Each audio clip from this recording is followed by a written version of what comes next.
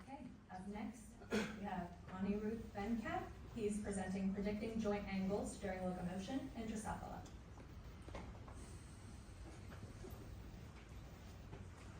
Movement is often taken for granted. We place one foot in front of the other and we don't think too much about it. But understanding how our brain controls movement, especially in terms of both walking and turning, is important to both biomedics and robotics. Just like a human, a fly's brain uses neural circuits to coordinate leg movements. To understand how these neural circuits cause different kinds of movements, we need a way of quantifying movement itself. And that's why we use joint angles. They give us numerical measures of how legs move. The current approach to getting joint angles is pose estimation. Through an 8-camera setup that surrounds a fly, we're able to place markers on all of the fly's joints, capturing how these joints move in a 3D space. We can then take all these joint positions and process them in a script, outputting angles as such. But there's two main issues with this system. The first issue is that having 8 high-speed cameras is extremely expensive and difficult to set up, such that there's only 3 of these systems in the entire world. The other issue is that having 8 cameras makes our system extremely crowded, and we don't have room for any other devices. For example, a device that could record neural activity from the fly's brain. So we can't get neural activity and joint data at the same time.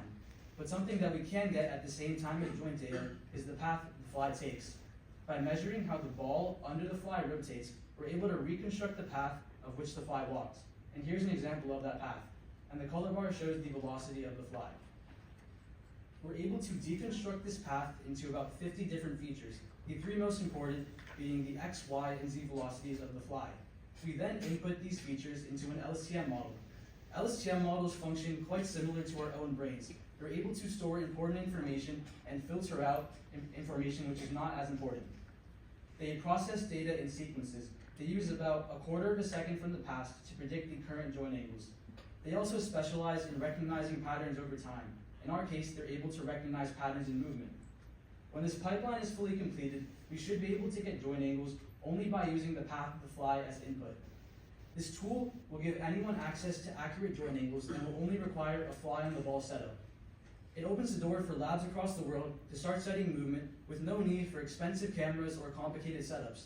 It also allows us to have a much easier time getting neural activity data and joint data at the same time, leading to a deeper understanding of movement. Thank you.